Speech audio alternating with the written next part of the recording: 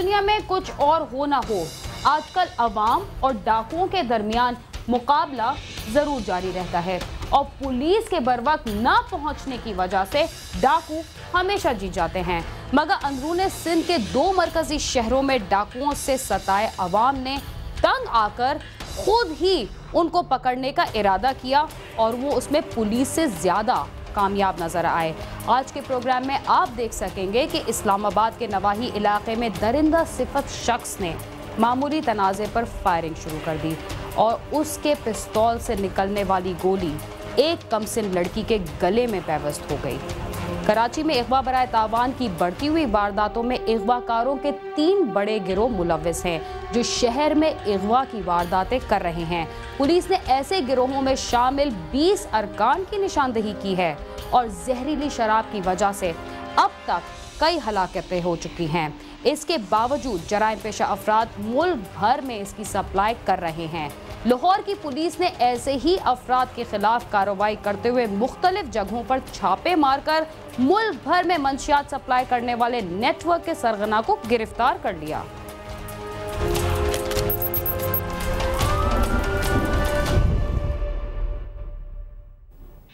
इस्लामाबाद के नवाही इलाके में दरिंदा सिफत शख्स ने मामूली तनाज़े पर फायरिंग शुरू कर दी और उसके पिस्तौल से निकलने वाली गोली एक कमसिन लड़की के गले में पेवस्त हो गई।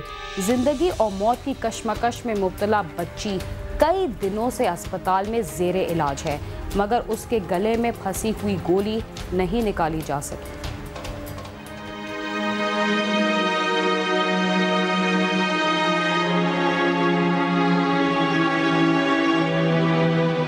हमारे मुआशरे में आतिशी असलहे से खेलना और अपनी मर्दानगी जताने के लिए इसका इस्तेमाल रोज बरोज बढ़ता जा रहा है। वफाकी दारुल-हुकूमत के नवाही इलाके तरामड़ी में भी ऐसा ही एक खतरनाक वाक़या पेश आया, जहां पर रिहाइश पजीर आरिफ की 11 साला बहन को इसी मोहल्ले में रहने वाला सोहेल नामी लड़का अक्सर तंग करता था। लड़की जब भी अपने घर से बाहर निकलती तो सोहेल इस पर जुमले कसता, जिससे तंग आकर जरीना ने तालीम भी छोड़ दी। रिश्ता मांग रहे थे लेकिन उसके वालिदैन इस पे एग्री नहीं थे, तो हम इस सूरत में उनको देना नहीं चाह रहे थे कि फैमिली उनकी एग्री नहीं है और वो ख़ुद अपने तौर पे इतने ज़िम्मेदार नहीं हो कि वो हमारी बच्ची को संभाल सकें। बहन दरस जाती थी, उसके पीछे लगता रहता था, काफ़ी अर्सा उसका पीछा वगैरह करता रहता था, हमें नहीं पता था, तो इसी वजह से उसके पीछे पड़ा रहता था। फिर उसने 10 जाना भी छोड़ दिया। सोहेल और आरिफ की बहन के दरमियान शादी न हो सकी और दरीना की शादी दूसरी जगह कर दी गई, जिसका सोहेल को रंज था। वकूए के रोज भी सोहेल ने आरिफ के घर आकर हंगामा आराई की और हवाई फायरिंग शुरू कर दी। सोहेल के पिस्तौल से निकलने वाली गोली आरिफ की कमसिन भतीजी हाजरा के मुंह पर जा लगी, जिससे वो बुरी तरह जख्मी हो गई। एक ही गोली लगी है, मुंह में लगी है, होंठों के अंदर, तो उसकी 6 दांत टूट गए उससे और जबड़े की हड्डी भी टूट गई है। अब उसका ऑपरेशन और गोली अभी अंदर है। इसका जबड़ा सारा टूट गया और 6 दाने, 5 ऊपर वाली और 1 नीचे वाली, आगे वाले दांत से पीछे पीछे सारे टूटे हुए। थाना कुराल की पुलिस ने इक़दाम कत्ल का मुकदमा तो दर्ज कर लिया, लेकिन मुलजिम की गिरफ्तारी में संजीदा नहीं। यहाँ तक कि पुलिस हुकाम भी इस सिलसिले में कोई बात करने को तैयार नहीं। पुलिस ने तो हमारा पर्चा उसी दिन दर्ज कर लिया था, लेकिन अभी तक कोई गिरफ्तारी नहीं हुई और मुलजिम यहीं दंदनाते फिर रहे हैं और मुख्तलिफ चैनल से वो हमें धमकियाँ दे रहे हैं और हम पे दबाव डाल रहे हैं कि हम उनके साथ सुलह करें। तो इसीलिए पुलिस ने मौका दे फराहम करी है कि हमें प्रेशराइज़ करके किसी तरह हमारे साथ सुलह कर लें और वो गिरफ्तारी से बच जाएं। कमसिन हाजरा अब ना तो बोल सकती है और ना ही कुछ खाने के लायक है। डॉक्टर्स के मुताबिक अगर हाजरा के जबड़े में फंसी गोली निकाली गई तो हाजरा की सेहत मजीद बिगड़ सकती है। डॉक्टर्स कह रहे हैं ऐसी जगह पर इशारा के साथ है, तो हो सकता है कि वो गोली निकालने से उसको साइड इफ़ेक्ट्स हों, उसकी नज़र चली जाए या उसको लकवा हो जाए। उसने बेकसूर बच्ची छोटी पे गोली क्यों चलाई? उसको सज़ा मिलनी चाहिए। ये लोग तो ये आदी हैं कत्ल करके, तो ये पैसे दे के तो भाग जाते हैं, इन्हें कोई पकड़ता नहीं है, ये डरते नहीं है। किसी के घर के आके जाके इस तरह फायरिंग करनी, उधर कोई 10 बच्चे खड़े थे, किसी और को भी लग सकती थी। समाजी माहिरीन का कहना है कि असर रसूख रखने वाले मुल्जिमान के खिलाफ कार्रवाई में पुलिस की अदम संजीदगी हाजरा जैसे मुतासरीन के लिए किसी अजियत से कम नहीं। कैमरामैन नदीम शेख के साथ आमिर सईद अब्बासी, समा, इस्लामाबाद।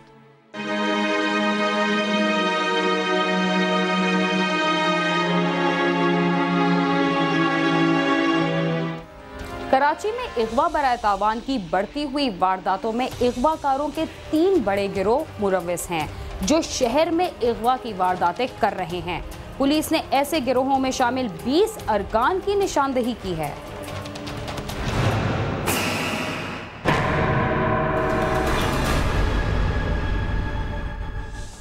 कराची में बिजली की बंदिश और भत्ताखोरों की यलगार ने कारोबारी हलकों को तबाह कर दिया, मगर अगवा बराए तावान की वारदातों में रोज बरोज इजाफा होता जा रहा है, जो एक मुनाफा बख्श कारोबार की शक्ल इख्तियार कर चुका है। यहाँ पर ताजिर, सनतकार और इनके बच्चों के अलावा वो लोग भी अगवाकारों का शिकार बनते हैं जो इन्हें मुंह मांगे पैसे देते हैं। अगवाकार किसी भी शख्स को अगवा करने के बाद शहर से बाहर ऐसे इलाके में ले जाते हैं जो पुलिस के लिए नो गो एरिया होता है और पुलिस इन जगहों पर जाने से घबराती है। पुलिस खुद इन्वॉल्व है, पुलिस को सारे उन्हीं के जेर सरपरस्ती काम हो रहे हैं, बगैर किसी उनकी सरपरस्ती कोई काम कर ही नहीं सकता।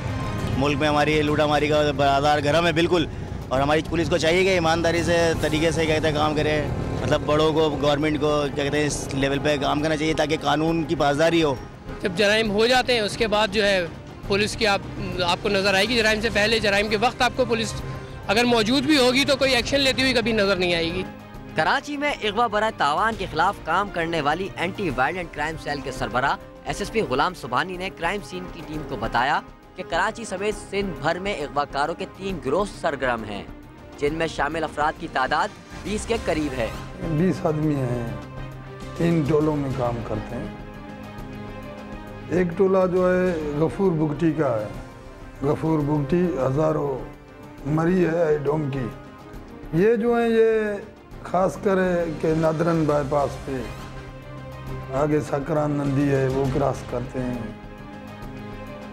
फिर इनको उधर बलूचिस्तान में जो है उधर पनाह मिलती है।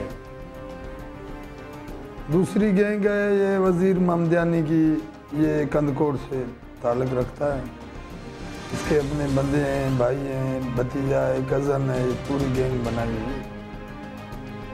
तीसरी गैंग है जमील बिरोही की, जो मीरपुर खास में आजकल बड़ा उधर ये काम कर रहा है। SSP AVCC का कहना था कि अगवा बराए तावान में मुलविस मुल्ज़िमान को न सिर्फ गिरफ्तार किया बल्कि इनके कब्जे से असला बरामद करने के अलावा अगवाशुदा अफराद को बाजियाब भी कराया है। बिन कासिम टाउन से बैंकर अगवा हुए थे, उनको 3 दिन इधर ही किसी घर में रखा था। फिर ये ट्रक में जिसमें भैंसे में से ले आते हैं, लोकल ट्रक जो है, उसमें डाल के तीनों बैंकरों को नशे आवर चीज़ पिलाई उनको, वो शाह बेलों में ले गए। फिर हमने ट्रेस किया इनको RPS लोकेशन की मदद से, हम उधर पूछे, बाकायदे डाकुओं के पास भी किश्ती थी, हम भी किश्ती में गए अंदर, बाकायदे काउंटर हुआ, 3 मगवी भी हमने उधर से बरामद किए, 3 डाकू भी पकड़ लिए हमने। अगवाकारों के खिलाफ काम करने वाले सेल के सरबराह का कहना है कि इनके साथ CPLC और दीगर हसास इदारे भी काम कर रहे हैं, लेकिन जराइम पेशा अफराद को जहां मौका मिलता है वो अपनी वारदातें करते हैं, मगर शहरी इन अगवाकारों के खिलाफ अदालतों में जाने से घबराते हैं। उन पे भी हम काम कर रहे हैं इंशाल्लाह ताला। CPLC, ISI, MIA वो हमारी बड़ी मदद कर रहे हैं, उनके नंबर हम ट्रेस करते हैं, इंशाल्लाह पकड़ लेंगे उनको भी। कोर्टों में, अदालत में जो है, जो गवाह हैं हमारे वो मुनर्रफ हो जाते हैं, डरते हैं उनसे। कराची पुलिस की तरफ से अगवा बराए तावान में मुलविस गिरोह के 20 अफराद का सुराग लगाना इंतहाई अहम बात है, मगर इसकी अहमियत उस वक्त तक मशकूक रहेगी जब तक इसमें शामिल बाकी अफराद को गिरफ्तार नहीं कर लिया जाता। कैमरा टीम के साथ खुर्रम गुलजार, समा, कराची।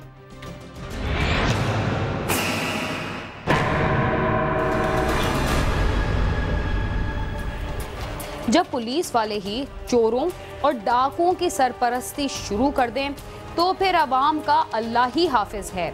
लाहौर में भी डकैती का माल खुद बुर्द करने का इल्जाम लगने के बाद पुरस्कार तौर पर लापता होने वाले SHO वहदत कॉलोनी से जख्मी हालत में मिल गए।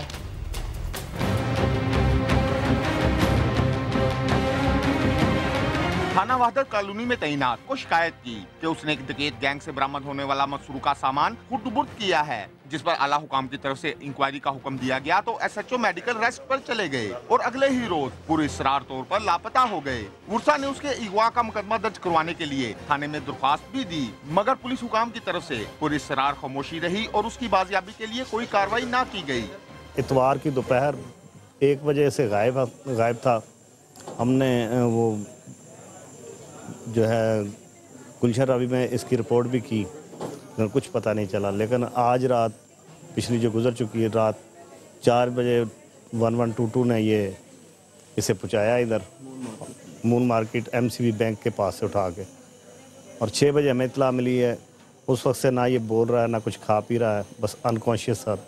चोटें भी लगी? चोटें लगी। इस पर इसको जलाया हुआ है, डंडों के निशान है इसकी कमर पे, और इसको जलाया गया है मुख्तलिफ जगहों से। उनको मल्टीपल तशद्दुद का निशाना बनाया गया है, तकलीफ़ दे चीज़ें की गई हैं, सिगरेट लगाए गए हैं, लेकिन कोई ऐसे ग्रीवियस इंजरीज नहीं है कि जिनकी वजह से उनकी जान खतरे में हो। यासराबाद शहरी के वक्त जख्मी हालत में इकबाल टाउन के इलाके में एक खाली प्लाट में पड़े मिले। चंद राहगीरों की इत्तला पर रेस्क्यू एहलकारों ने उन्हें जिन्ना अस्पताल मुंतकिल कर दिया।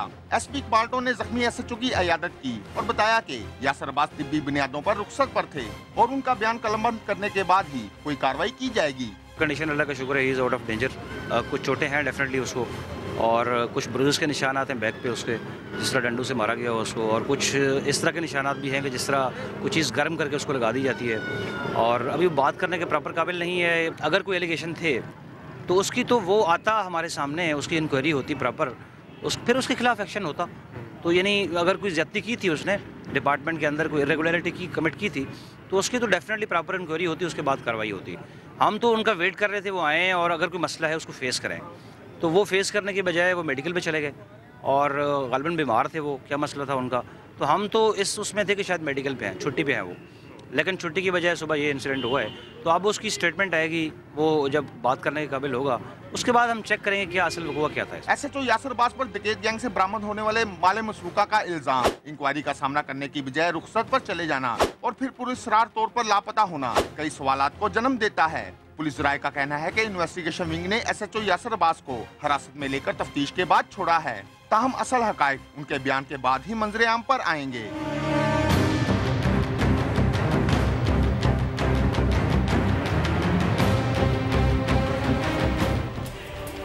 लाहौर में खुर्द-बुर्द के इल्ज़ाम के बाद लापता होने वाला पुलिस ऑफिसर शायद इसलिए गायब कर दिया गया था कि उसने ये सामान शायद दूसरों के साथ नहीं बांटा होगा। इसी के साथ ही चलते हैं एक मुख्तसर से वक्फे की जानिब। आप समा के साथ रहिए।